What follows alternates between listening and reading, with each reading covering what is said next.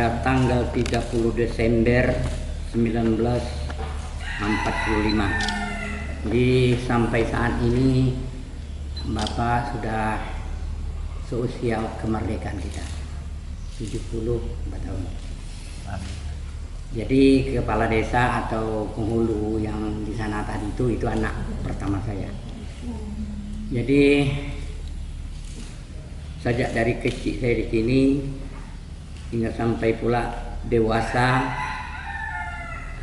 sampai pula tua, barangkali kalau mati belum tahu lah gimana nanti kan.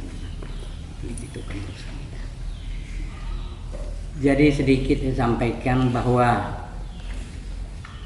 daerah Buantan Besar ini dari dulu itu sudah dijajaki oleh Sultan ini namanya Raja Kecil, gelar Raja Kecil yang bernama Sultan Abdul Jalil Rahmat Syah, anak Sultan Mahmud, mangkat di Julang Johor Baru. Ini beliau. Kenapa dia dikatakan Raja Kecil? Kalau ditengok dari pusaranya ini bukan orangnya yang kecil, tetapi beliau masih di dalam kandungan ibunya Cipung, ayahnya, ayandanya Sultan Muhammad sudah meninggal. Dibunuh oleh panglimanya Megat Sri Rama di Johor pada saat itu. Jadi dia di dalam kandungan, kemudian dibunuh oleh Megat Sri Rama, panglima yang terbaik dia lah waktu itu. Jadi disuruh ke lanun-lanun laut. Saya cerita sedikit lah ya, karena ini biar ada kesempatan sedikit lah. Nanti baru saya apa. Jadi waktu itu diperintah oleh beliau, ayahanda beliau ini Sultan Hamud, kepada Sultan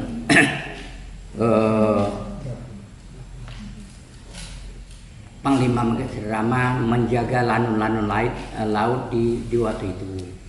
Jadi istri Megat Sri Rama ini sedang hamil tua. Istri permaisuri Sultan Muhammad Cipung ini hamil tua juga, menghamilkan Sultan. Itu namanya Raja Kecil. Kemudian kelamaan pulang, Sultan tadi diperintah jadi waktu itu di pekarangan istana Johor itu pada saat itu pimpinan Sultan Mahmud, ayanda Sultan ini, ada sebuah kebun nangka di situ, kebun buah-buahan. Jadi pada suatu hari istri Megat Sri Rama tadi mengidam, kalau bahasa kita Melayu mengidam namanya, nak makan nangka tadi. Jadi ngadap dia kepada pengurus istana pada saat itu, katanya ingin makan nangka. Dia dalam keadaan hamil tua juga kan. Jadi mau tidak mau, lama kelamaan tak boleh, kata pengurus istana, nanti tahu Sultan nanti bayar, marah dia. Jadi salah seorang pengurus istana itu, pengurus kebun istana itu tak sampai hati juga lah, ada nangka itu serang buah dikoreknya lah satu ulat nangka itu dengan pisau, sudah itu ditutup, baru dipotong, dibawa ke dalam lingkungan istana. Jadi 11 nangka itulah istri Megat Sri Rama. Rupanya pada saat itu ada juga medisnya kan. Kalau barang yang dibawa ke istana untuk Sultan itu diperiksa dulu oleh medisnya pada saat itu. Gimana caranya itu? Entah, diperiksa, jumpalah orang mengkorek nangka ini. Marahlah Sultan, siapa ini jangan yang membuat hal seperti ini, menyisa-nyisa baru dikasih sama Sultan kan. Itu pada saat itu kan Sultan Muhammad itu agak kejam. Jadi lama-lama adalah satu pengakuan salah satu penghulu istana itu mengaku, hamba Pati tuanku, karena Pati kesian nengok istri Megat Sri Rama pada saat itu mengidam. Nah, makan nangka ini saya oleskanlah dengan pisau, satu ulas nangka saya kasih dia. Oh, marahlah. Marah. Jadi dalam kemarahannya itu dia tak akan percaya bahwa yang mengidam itu, yang mau makan nangka itu anak di dalam kandungan itu. Jadi dipukul canang kalau sekarang ini macam pengeras suara lah itu. Hai masyarakat negeri Johor, ini istri Megat Sri Rama akan kita hukum bunuh, hukum gantung. Soalnya itu Megat Sri Rama sedang bertugas di menjaga lanun-lanun laut itu. Siapa kalian nanti rakyat Johor ini yang membeberkan hal ini kepada Megat Sri Rama, akan kuhukum seperti istrinya ini, hukum gantung dan hukum mati. Itu kata Sultan Mahmud Ayanda. Jadi dia ini masih di dalam kandungan ibunya Cipung Tarian. Nah, itulah bergelar Raja Kecil. Ini bukan kecil. Berapa nih? Biasanya orang kalau membatu nisan itu pasti dari sini kita ke sini kita, itu jauh. Itu ada berapa tuh berapa kan? Jadi bukan orangnya yang kecil, dia di dalam kandungannya itu sudah menjadi keturunan sultan. Sultan itulah satu-satunya anak Sultan Mahmud beliau. Jadi oh ya kalau gitu masuk ke tiang gantungan, menghadap juga penghulu istana tadi. Tuanku itu anak yang di dalam perut itu yang ngidam itu, janganlah dibunuh. Namun Sultan Mahmud tidak peduli, tetap menjalankan tugasnya. Sudah dihukum gantung, dibunuh, dibelah perutnya, ditengok bersama-sama, disaksikan oleh masyarakat Johor. Pada saat itu terdapat kepada bayi yang di dalam kandungan istri Megat Sri Rama itu seulas nangka. Tapi kalau adik-adik ini mungkin tak ada dulu nengok sandiwara di Malaysia itu kan pernah disandiwarakan. Inilah namanya Sultan Mahmud, bapak ayahanda tuanku ini Sultan Mahmud mangkat di Julang. Jadi mangkat itu artinya mati di dalam julangan kepada Harika. Berikutnya udah dibunuh, ada berjumpalah dalam mulut bayi itu sekecil apa, seulas nafas. Itulah disandiwarakan dulu, saya masih bujang-bujang juga lah. Jadi kelamaan sebulan 2 bulan baliklah Megat Sri Rama dari tugasnya. Sampai ke Johor, tanya mana istri saya. Semua masyarakat dan rakyat itu mengatakan istri Panglima meninggal dalam keadaan kritis sakit, itulah alasan.